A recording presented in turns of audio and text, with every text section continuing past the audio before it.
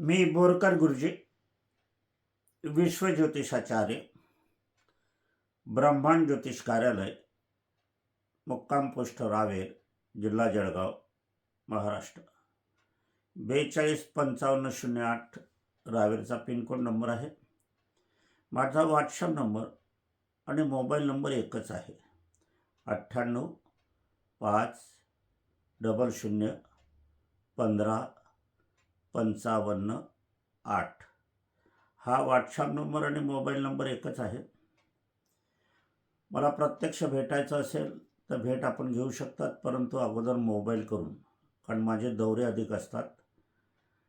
आपण आले आणि मग आपल्याला इथे निघून जावं लागेल मी नसलो तर, कारण माझ्यामार्फत कोणी मार्गदर्शन करत नाही, मी स्वतः मार्गदर्शन करतो.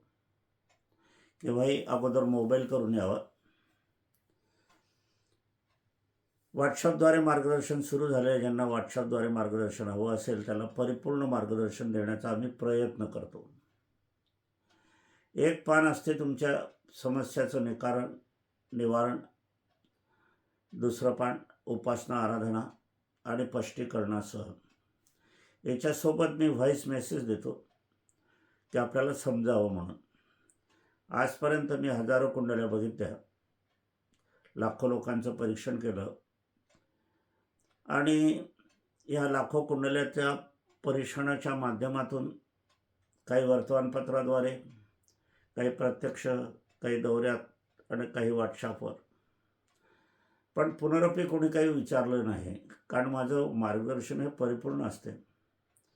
आणि मला सर्वांना सांगावंसं वाटते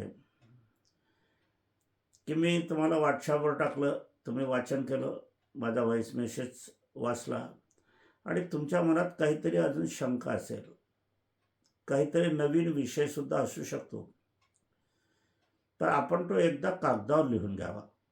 कारण काय होतं की बोलण्याच्या ओघामध्ये एखादा विषय राहून जातो. मी माझं कर्तव्य समजतो की आपलं परिपूर्ण मार्गदर्शन मी करावं, म्हणून मी तुम्हाला सांगतो. असं कोणी तुम्हाला सांगणार नाही, परंतु एकाच वेळेला आपण मार्गदर्शन घेण्याचा प्रयत्न करावा. आज आपण पाहिलं तर 6/12/2025 रात्रीचे 12 वाजलेले आहे. आता ही 6 तारीख आपल्याला, आता जे 12 वाजले असल्या कारणाने आज शनिवार सुरू झाला. सूर्योदयापासून शनिवार सुरू होतो, पण तारीख 6 झाली. व्हॉट्सअपद्वारे मार्गदर्शन करण्याचा प्रयत्न करीत असताना परिपूर्ण समाधान सर्वांचं होते, त्याबद्दल वाद नाही. प्रत्यक्ष भेटीचा सोहळा हा अलगच असतो. तुम्ही मला ओळखू शकता, मी तुम्हाला ओळखू शकतो आणि सहकुटुंब, सहपरिवार यावं असं माझं म्हणणं असते की सर्वांनी समजून घ्यावं. कारण स्पष्टीकरण देणं, आपलं जे काही समस्या आहे, दुःख आहे, कष्ट आहे, त्याचं निवारण करणं मी माझं कर्तव्य समजतो. कारण परिपूर्ण काम करणं हेच खरी आहे. पुष्कळशे काही वेळेला काय असतात की समोरच्याची बोलती बंद करा. तुम्ही डॉक्टर का मी डॉक्टर, तुम्ही वकील का मी वकील, तुम्ही ज्योतिषी का मी ज्योतिषी, असं मी कधीही म्हणणार नाही. माझ्यापेक्षा तुम्ही ज्ञानसंपन्न आहात असं माझं म्हणणं आहे. कारण खरी समस्या तुम्हाला माहिती आहे, खरा रोग तुम्हाला माहिती आहे, खरी वकिलाची समस्या तुम्हाला माहिती आहे. म्हणूनच तुम्ही माझ्यापेक्षा बुद्धिवान आहात असं मी समजतो. तुमच्यापासूनही मला पुष्कळसं शिकायला मिळेल, म्हणून परिपूर्ण मार्गदर्शन करणं हे माझं कर्तव्य आहे. असो, आजचा विषय सुरू करण्यापूर्वी माझी पत्नी स्वर्गीय सौ निर्मलाबाई बोरकर यांना अभिवादन करूया आणि आजच्या कार्याला सुरुवात करूया. विवाह योग, विवाह योग, विवाह योग. आतापर्यंत आपण विवाह योगाचे अनेक व्हिडिओ जारी केले, पण हा विवाह योगाचा प्रश्न हा जरा अद्भुत आहे, आश्चर्यजनक आहे. कारण अनेकांनी या विवाहाला नकार दिलेला होता की विवाह होणार नाही. कारण आपण जे कुंडली कॅम्प्युटरतून काढतात ती असत्य असते. जन्मांक लिहिलेली काही परिपूर्ण नसते. जी समस्या असेल त्या समस्या अनुरूप आपल्याला बघायला हवं. आता आजचा विषय विवाहाचा आहे, तर आपल्याला विवाहाची कुंडली लागेल.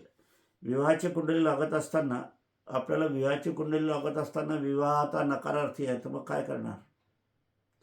मग समोरच्याला पुष्कळसे जण म्हणतात की आता विवाह होणार नाही. परंतु माझा स्वभाव असा आहे की खोलात जाण्याचा मी शिरकाव करतो. समुद्रावर आपण वरवर बघितलं ना तर केरकचराच आहे, आणि समुद्राच्या तळाशी गेला तर हिरे माणके आपल्याला शोधता येतात, आणता येतात. परंतु तळामध्ये डुबण्याची ताकद असायला हवी. त्या अनुषंगाने मी समुद्र तळ गाठण्याचा प्रयत्न करीत असतो आणि त्याच्यातून मग अद्भुत चमत्कार निघतो. असंच मी आज दाखवणार आहे. वय 40-42 वय, 2-3 कुंडल्यांचं. एक 38 आहे, एक 40 आहे, एक 42 आहे. अशा या कुंडल्या येत असताना म्हणजे सगळ्या कुंडल्या 35च्या वर आलेल्या आहेत आणि सगळ्यांनी नकार दिलेला आहे की आता विवाह होणार नाही. एक तर 45-48 वयाची कुंडली होती आणि खरोखर विवाहस्थानातून त्याच्यातून नकारच निघतो आहे, हे पण तितकंच खरं आहे. मग शोधणार तुम्ही कसं? अजून विवाहस्थानातून विवाहाचा प्रश्न सोडवण्याचा प्रयत्न मी तुम्हाला सांगत असताना मग विवाहस्थानातून नकार आला तर मग अजून काय बघणार? तर मी त्या दृष्टिकोनातून मग संतती स्थानाकडे वळलो आणि संतती स्थानाकडे वळत असताना मला आश्चर्यजनक अनुभव आला की त्याला संतती भाग्य आहे. मग संतती भाग्य आहे तर विवाह आहे, विवाह आहे तर संतती आहे. म्हणून संततीचं भाग्य मी ज्या वेळेला पाहिलं, संततीची कुंडली वेगळी काढली आणि संततीची कुंडली काढत असताना मी जीवन उत्तरार्ध म्हणजे शेवटचा काळ, मृत्यूचा काळ नव्हे, म्हातारपणाचा काळ, जसा मी आता 78 वयाकडे चाललो आहे, हा मृत्यूचा काळ आहे. याच्या अगोदर जो 50-55चा काळ असतो म्हटलं जाते कुंडलींच्या मार्फत, ती पण कुंडली काढण्याचा प्रयत्न केला. लाभ, भाग्य, कर्तव्य, कुटुंब अशी परिपूर्ण कुंडली मी काढली. मग ती शरीरापासून तर मृत्यू पावेतोची कुंडली काढत असताना मला त्याच्यामध्ये आढळलं की या गृहस्थांना संतती होणार, या व्यक्तींना संतती होणार, या स्त्रियांना संतती होणार. आता या ठिकाणी एक होतं की 35-37 होतं, तर त्यांची मासिक पाळी होती. 40च्या नंतर मासिक पाळी जाते, म्हणजे त्यांना अपत्यप्राप्ती होण्याचा योग आहे केला तर. पुरुष अमर्याद असतो. आता मी असं बघत असताना मी अगदी आनंदाने पुलकित झालो या 4-5 कुंडल्यामध्ये की विवाह हा झालाच पाहिजे. 100% माझी खात्री पटली. आता तुम्ही म्हणाल विवाह कसा होईल, विवाहाची नकारार्थी मग संतती कशी होईल, असा तुमचा जर प्रश्न असेल तर तुमची दृष्टी यदाकदाचित जर बाहेर खाली स्त्रीपासून संतती, तर त्या ज्यात गोष्टी नाही. कारण या 4-5 पत्रिका सात्विक विचाराच्या पत्रिका, प्रेमयुगाच्या पत्रिका मुळीच नाही. बाहेरचा स्त्री संबंध याच्यामध्ये दिसत नाही. कुटुंबापासून, पत्नीपासून अपत्यप्राप्तीचे योग ह्या कुंडलीमध्ये आपल्याला दिसून राहिले, ह्या कुंडल्यात. म्हणजे विवाह होणार होणार होणार होणारच. पहा कसं अधोरेखित होते. ज्योतिष याच्यासाठी जाणकार ज्योतिषाचीच आपल्याला आवश्यकता असते, लक्षात घ्या. जाणकार ज्योतिषी याच ठिकाणी आपल्याला हवा असतो. वरवर पाहणं. आता कॅम्प्युटरची कुंडली काढली तुम्ही की ज्याच्यावर जन्मांक, जन्माक्षर लिहिलं की पहिली कुंडली जो रकाना असतो त्याच्यावर लग्न लिहिलेलं असते. पण लग्न म्हटलं की तुम्ही विवाह समजतात, संसार समजतात. त्याचा अर्थ तो नाही, तो शब्द चुकीचा आहे, मी अनेकदा सांगतो. ती उदयमान कुंडली आहे. ज्या वेळेला तुमचा जन्म होतो, ज्या ठिकाणी जन्म होतो, आकाशामध्ये जी काही ग्रहस्थिती असते त्याचा तो नकाशा असतो. ते लग्न कुंडली नाही, विवाह कुंडली नाही, संसार कुंडली नाही, कुटुंब कुंडली नाही. त्याच्यातून विवाहाचं, लग्नाचं काहीच कळत नाही. मग हे विवाहाच्या कुंडलीतून, अपत्यप्राप्तीच्या कुंडलीतून, भाग्याच्या कुंडलीतून, वयस्थान याच्यासाठी पाहिलं मी, की वयस्थान याच्यासाठी पाहिलं की जर तुम्ही 30, 35, 38, 42 पावतर, 45 पावतर विवाह योग बघासाठी आपल्याला वयस्थान बघावं लागेल कुंडलीतलं. आणि ते बघत असताना मला अवगत झालं की विवाह होईल. आता हे ज्योतिष प्रेमींना पण गोष्ट समजेल, जे ज्योतिष शिकतात त्यांना पण याच्यातून मार्गदर्शन निश्चितच होईल. आणि जे जातक आहे, जे माझ्याकडे समस्याग्रस्त होऊन येतात, त्यांना पण याच्यामधून ज्ञान मिळेल, मार्गदर्शन मिळेल, नवीन माहिती मिळेल. जाणकार ज्योतिषी कसं असतं याविषयी त्यांना कुतूहलाने का होईना यातून आपल्याला मार्ग दिसेल. आता आपण बघणार आहोत. आता ह्या कुंडलीमध्ये बघत असताना ही कुंडली आहे कन्या राशीची. कन्या राशी म्हणजे वंद्य राशी. याचा स्वामी बुध वंद्य, नपुसक. मग कसा विवाह होईल हाच पहिला प्रश्न. आणि तो हे केंद्रस्थानी असताना म्हणजे मजबूत आहे, स्वराशीचा बुध आहे, म्हणजे वंद्या योग आहे, संतती योग नाही, लग्न योग नाही असं पहिल्याच प्रथम याच्यात दिसते. म्हणून इतरांनी सांगितलं की लग्न होणार नाही. याच्याशिवाय विवाहस्थानाचा कारक या कुंडलीमध्ये मृत्यूस्थानात आहे आणि तोही नीचेचा आहे. विवाहाचा कारक ग्रह मृत्यूस्थानात, तोही नीचेचा, वंद्या राशी, स्वामी बुध, कन्या राशी केंद्रात असताना परिपूर्ण कुंडली विवाह नाहीची, नकाराची सांगतील अनेक ज्योतिषी. परंतु याच्यामध्ये मला असं आढळलं की त्रिकोणाधिष्ठित जो योग होता, याला पंचम स्थान म्हणतात, संतती स्थान म्हणतात, त्याचा स्वामी शुक्र हा कुंडलीमध्ये बलाढ्य होता, तो वयस्थानात होता. पहा कशी कुंडली फिरते. मलाही आश्चर्य वाटते, आनंद होतो कुंडली सोडताना. म्हणजे शुक्र बलाढ्यानं आहे, म्हणजे संतती होणार, तोही त्रिकोणाचा संततीचा कारकग्रह असताना संतती या मुलाच्या भाग्यात आहेच च लावला मी. असं असताना तो भाग्येश त्याच्यासोबत आहे.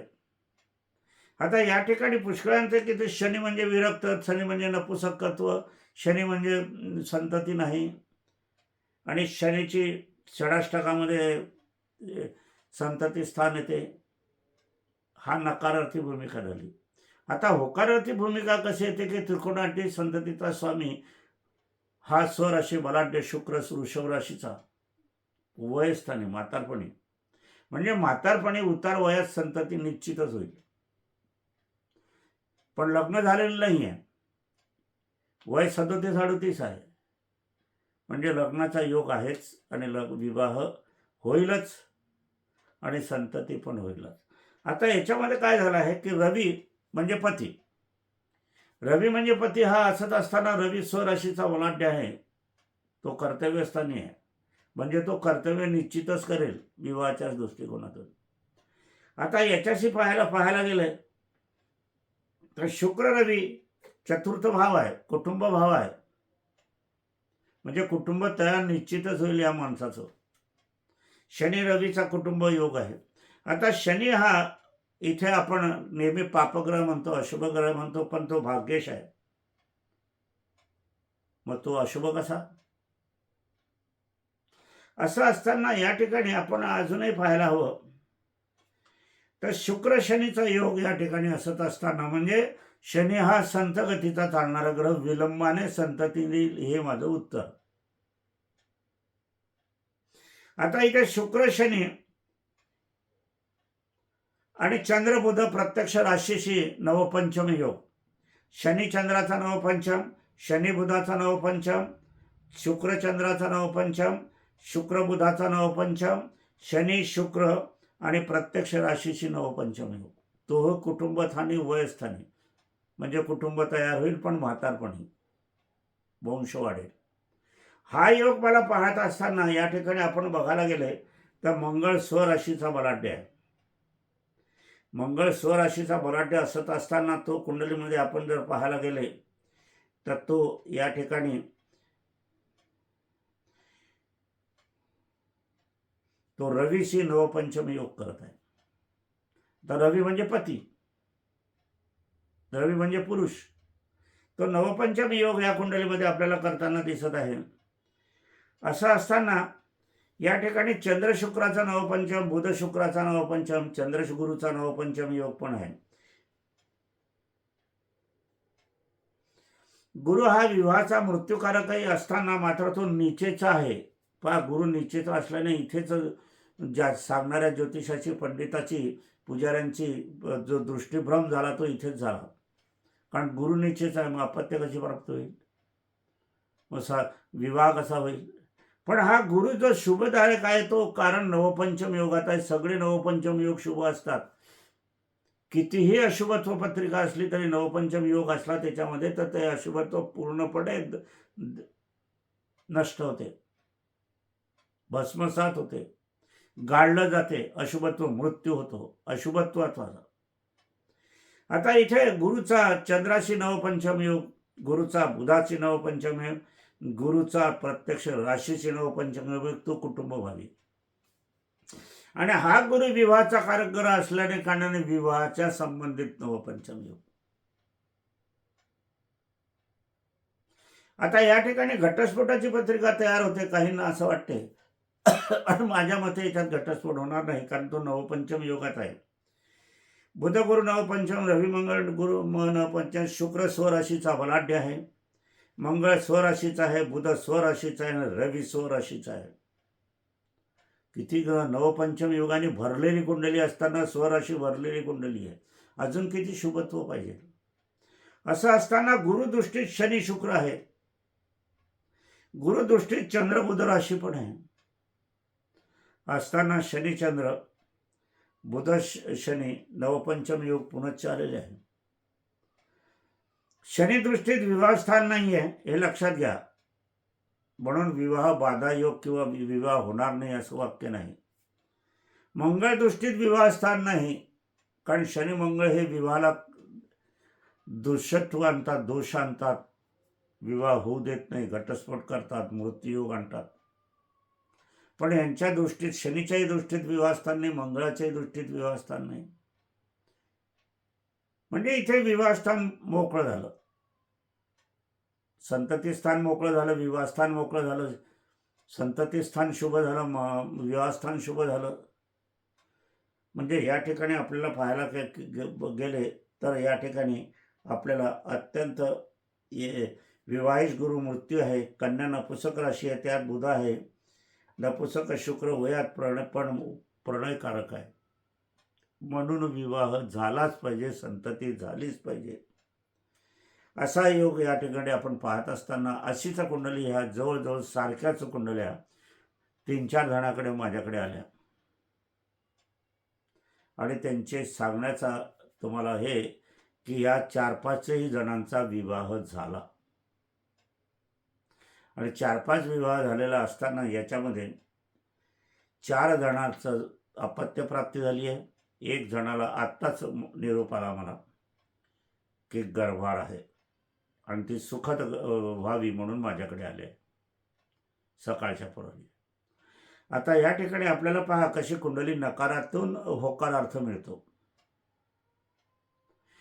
कुंडली कितीही अशुभत्व असली, कितीही नकारार्थी भूमिका असली तरी त्याच्यात काही होकारार्थी मिळते का हे बघायला हवं. जाणकार ज्योतिषी माझा तर स्वभावच आहे, मी खोलवर जाण्याचा प्रयत्न करतो. काही लोक असे म्हणतात की थोडंसं पाहावं, आम्हाला नुसतं विवाहाचं सांगा फक्त, कसं होईल, काय होईल, काय होईल. मला असं आश्चर्य वाटतो की जीवन आयुष्याचा प्रश्न असल्यावर हे थोडक्यात का पाहतात. डीजे तुम्ही 50,000चा लावतात, कपडे तुम्ही हजारो लाखो रुपयाचे घेतात, मांडव तुम्ही लाखो रुपयाचा करतात, गाड्या घोड्या लाखोसाठी खर्च करतात, आणि तुम्ही विवाहाच्या दृष्टिकोनातून, पत्रिका पाहण्याच्या दृष्टिकोनातून तुमचा हात आखडता का होतो. जीवन आयुष्याचा प्रश्न आहे. कोर्ट कचेरीच्यात गेले तर 8-10 वर्ष सहज जातील, आणि खाजगीत मोडावलेला असतात तर किती लाखो रुपये लागतील हे कोणालाच माहिती नाही. आणि प्रसंग तुम्हालाही माहीत असेल समाजात काय चाललंय. संसार सुखाचा होणं, संसारामध्ये अपत्यप्राप्ती होणं हे जसं महत्त्वाचं आहे, तसंच संसार कसा होईल, काय होईल याची माहिती देणं ज्योतिषशास्त्राच्या दृष्टिकोनातून आपल्याला अवगत होते. मी विवाहाच्या वेळेला रंग सांगतो, रूप सांगतो, आवाजसुद्धा सांगतो स्थळाचा, किती दूरवरचं आहे, कुठल्या दिशा आहे, दोघांच्या वयात किती अंतर असेल, सासू सुनाचे संबंध कसे असतील, अफेअर आहे का, एखादा रोग आहे का, नपुसकत्व आहे का, एड्स आहे का, कॅन्सर आहे का, अल्पायुषी आहे का, संसार पूर्ण होईल का अपूर्ण होईल. सर्वजण गुणमिलन करतात, गुणमिलनात काहीच समजत नाही. 34-35 गुणही असले तरी काही उपयोगाचे नाही. 36 गुण रामाचे होते, संसार झाला नाही. आमच्या पत्नी तर आमचा एकच राशी होती,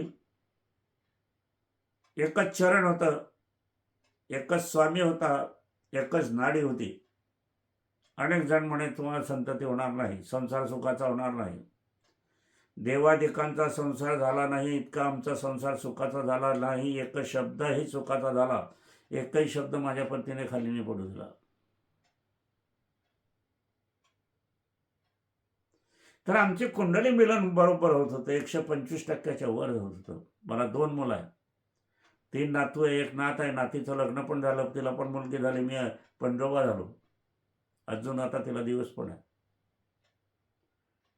2 नातू आहे, डॉक्टरी करताय, 1 नातू 12वीत गेलेला आहे, डॉक्टरी संपन्न झाली त्यांची. 2 मुलं आहेत, ज्वेलरची शॉप आहे. ज्यांच्या आमच्या विवाहाला नकार दिला त्याच्यातून आमचा विवाह सुखात झाला. कारण मी स्वतः ज्योतिषी असल्या कारणाने मी गॅरंटीने सांगितलं होतं त्यांना की तुमच्या ज्या मुली आहे अजून 3, त्यांच्यापेक्षा आमचा संसार हा अधिक सुखाचा होईल. आणि तसा आहेच. पत्नीचं निधन झालं तेवढंच ते मेडिकलच्या याच्यामुळे, ते मी तुम्हाला सांगतो. म्हणून मेडिकलचा निर्णय घेताना 2-3 डॉक्टराशिवाय निर्णय घेऊ नका, आणि एकाच गावात घेऊ नका निर्णय, हे पण सांगतो. यावर शिरसाळे सिझेरियन सांगितलं होतं, नाळ नपटली आहे, विष्टांना तोंडात गेलेली आहे. माझ्याकडे आले ते, माझ्यावर भरोसा होता, मात्र नॉर्मल डिलिव्हरी होईल, नॉर्मल. विश्वास असेल तर राहू द्या. आणि ती नॉर्मल झाली, पहिली डिलिव्हरी नॉर्मल झाली, दुसरी डिलिव्हरी नॉर्मल झाली. आम्हालाही असाच सल्ला दिला होता दोघां मुलांच्या बाबतीत, पण नॉर्मल झाले. माझी मोठी सुनबाई राजश्री नावाची आहे, ती चालत गेली 1 किलोमीटर, आणि डॉक्टर म्हणतात लवकर सिझेरियन करा, नाही तर बाळालाही धोका नाही, हिलाही धोका आहे. आमची बाई म्हणे मी अनेक डिलिव्हऱ्या केल्या माझ्या आईच्याच, ही चालत आलेली आहे, ही चहा पिऊन आले, चहा मागितली नाही, आणि तुम्ही हे कसं काय सांगता. त्यांनी धोका सांगितला, म्हणे चालेल. परत 1 किलोमीटर पायी घेऊन आली माझ्याकडे. त्यावेळेला रिक्षा नव्हती, टांगे नव्हते, आणि 8 दिवसांनी सरकारी दवाखान्यात नॉर्मल झाली. आजही माझी मोठी सुनबाई 45 वर्षाची, तिला 1 मुलगा आहे, 1 मुलगी आहे. मी जे सांगितलं ते कुंडलीमध्ये सगळं समजते आपल्याला. कुंडली जाणकार ज्योतिषी मात्र याच्यात असायला हवा, एवढं सांगतो. तर ह्या विवाहाच्या बाबतीत नकारार्थी कुंडली असत असताना यांच्या एकाचा 40वाला 38वा आणि एकाचा 42, असे हे जवळजवळ 35 ते 42 वर्षात खेळणारे 4-5 जे होते व्यक्ती, काही स्त्रिया आणि काही पुरुष, यांचे विवाह झाले, मुलं बाळं आहे, एकाला अपत्य आहे, आज गर्भार आहे. याच्यासाठी परिपूर्ण कुंडली करून घेणं हे माझा आग्रह आहे तुम्हाला सांगायचा. आपण तात्पुरतं पाहणं, जीवनायुष्याचा हिशोब करताना ही गोष्ट चांगली नाही. ज्या ठिकाणी आपल्याला मेहनत घ्यायची, ज्या ठिकाणी अधिक खोलवर विचार करायचा आहे, तो त्या ठिकाणी केलाच पाहिजे. असं उडतं नको काम. कारण एखाद्या गोष्टीचं वांद्यात पडले तर, कोर्ट कचेरीच्या वांग्यात पडले तर किती वर्ष जातील, किती पैसे खर्च होतील. आणि त्यात तुमचा जर आज तुमचा उशिरा विवाह झाला 35-38 वर्षात आणि तुम्हाला 8-10 वर्षांनी निकाल मिळाला, तर मग पुढचं काय? आणि खाजगी मोडलं तर किती पैसे लागतात हे तुम्हाला माहीत आहे. म्हणून याच्यासाठी मुलामुलींचं आपल्या कुंडलिक काढून घेणं हे अत्यंत श्रेयस्कर आहे, हितावह आहे, भाग्यकारक आहे. आईवडिलांचं निधन झालं असेल तरी त्यांच्या कुंडल्या काढून घ्याव्या. त्या कुंडल्यातूनही आपल्याला गोषवारा घेता येतो ग्रहयोगाच्या सान्निध्यातून. विवाहाचा प्रश्न नाजूक असतो. विवाहाचा प्रश्न नाजूक असताना अगदी ठामपणे उत्तर आलं पाहिजे. विवाह होईल या पुष्कळशे काय करतात, विवाह होईल, मग नाही झाला तर मग पुढच्या वर्षी या वर्षी विवाह होईल, मग पुन्हा नाही गेले की पुन्हा त्यांच्याकडे गेले, मग तिसऱ्या वर्षी सांगता पुन्हा या वर्षी विवाह होईल. असं नको सांगायला. विवाहाचं वर्णन ज्या स्थळाचं आहे ते पण सांगायला हवं, आवाज पण सांगायला हवा, स्वभाव पण सांगायला हवा, चालीरीती पण सांगायला हवी, वय पण सांगायला हवं, दोघात दिशा पण सांगायला हवी, लांबवर किती आहे हे सांगायला हवं, सासूसुनाचे संबंध सांगायला हवे, संततीचा प्रश्न सांगायला हवा, आरोग्याचा प्रश्न सांगायला हवा, आयुष्यमानाचा प्रश्न सांगायला हवा. संसाराचं परिपूर्ण गणित सांगणारा जाणकार ज्योतिषीच असावा लागतो, नाही तर. असो, रात्र झालेली आहे, तुम्हालाही झोप आली येईल, पण माझं कर्तव्य असते, कारण उद्या दौरा आहे, जायचं आहे म्हणून. कारण आपण कारमध्ये जर केला व्हिडिओ तर तो डेव्हलप होत नाही, त्याला 8-8 तास असतात. इथे डेव्हलप होतो. हा तुम्हाला लगेच 2 तासात मिळेल, बघू शकता तुम्ही. मी बोरकर गुरुजी, विश्वज्योतिषाचार्य. माझे मार्गदर्शन तुम्हाला आवडत असेल तर इतरांना जरूर शेअर करा. तुमच्याकडनं मला एवढीच अपेक्षा आहे, कारण हे जे माहिती इतरत्र ऐकतील, पाहतील आणि त्यांचा लाभ होईल तर तुम्हाला त्यांना पुण्याचा लाभ होईल, तर तसा तुम्हालाही पुण्याचा लाभ होईल. त्याच्यातून मला समाधान मिळेल. मी तुमच्याकडनं फक्त समाधान करतो. मी जी यंत्रसिद्धी देतो आहे आज, ती काही विनामूल्य मला काही नाही, मला पण खर्च करावा लागला, त्या बाबतीत अभिमंत्रित करावे लागले, पण मी तुमच्याकडनं एकही पावणा घेत नाही दक्षिणेचा. कुठल्या बाबतीत? यंत्रसिद्धी बाबतीत. यंत्रसिद्धी मी विनामूल्य देतो. 6x11चं पाकिट घ्या, त्याच्यावर तुमचा पत्ता टाका. माझा पत्ता मुळीच लिहू नका, त्याच्यावर 25 रुपयाची चांगली तिकीटं चिटकवा. दुसऱ्या पाकिटात माझा पत्ता लिहा, ते स्पीड पोस्टाने पाठवा. मी तुमच्या पाकिटात यंत्रसिद्धी 3 घालून देईल. काच फ्रेम करा, सर्वांना दिसेल अशी लावा आणि लाभ घ्या. लाभ झाला तर मला कळवा. तुमची प्रतिक्रिया, तुमचा अनुभव मला फार लाख मोलाचा आहे. मी इतक्या रात्री, मध्यरात्रीमध्ये तर 2:30 वाजता मी केला होता व्हिडिओ, तुम्हाला माहीत आहे. मी तुमच्यासाठी झटतो, पण तुम्ही त्यांना 2 ओळीचं 2 शब्दाचं लेखन मला पाठवा. हीच माझी अपेक्षा आहे, दुसरी नाही. एकटा आहे, कोणी सहाय्य नाही आहे, कारण हे ज्योतिषशास्त्र फार आहे. कामाख्या देवी, आसाम, गुवाहाटीमध्ये मी हे शिकलो आहे. 4.5 वर्ष तिथे होतो. तो व्हिडिओ, ते मार्गदर्शन आपण वेगळं करूया.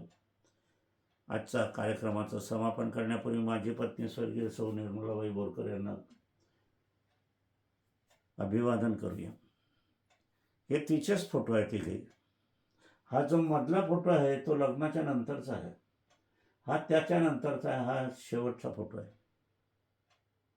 5 वर्षापूर्वीचा, निधनाच्या पूर्वीचा. पुष्कळशे लोक महाराज गिराज म्हणतात निधन झालेल्या व्यक्तीचे फोटो लावू नका. मी लावलेले आहे, चारी बाजूला आहे, चारी दिशांना आहे. आणि त्याच्यात हे बेडरूमचा सीन आहे माझा, हे कार्यालय नाही आहे. आता ह्या बाजूला पण फोटो आहे, या बाजूला पण आहे, ह्या बाजूला आहे. आरामशीर शांत चित्तानं आपण आपले आहे. आणि आईवडील असतात, आपण मुलांना वाढवतो, संसार वाढवतो. असो, आपणा सर्वांना माझ्या मनपूर्वक आशीर्वाद, कोटी कोटी आशीर्वाद. स्वर्गातून, हे तिचंच कार्य असल्या कारणाने स्वर्गातून माझी पत्नी स्वर्गीय सौ निर्मलाबाई बोरकर यांचा पण आशीर्वाद आपल्याला प्राप्त होईल. आपण सदा सुखी राहावे, संपन्नता लक्ष्मी आपल्याकडे यावी, भरपूर समाधानाने आपला संसार आयुष्य फुलावं, आपली प्रत्येक इच्छा पूर्ण व्हावी, आपण आरोग्य संपन्न जीवन असावं, संततीच्या बाबतीतही आपण सुखी असावं, सर्व तऱ्हेने सुख संपन्नता आपल्याला लाभावी, हाच माझा तुम्हाला आशीर्वाद आहे. हाच पत्नीकडून पण हा आशीर्वाद आहे. असो. नमस्कार.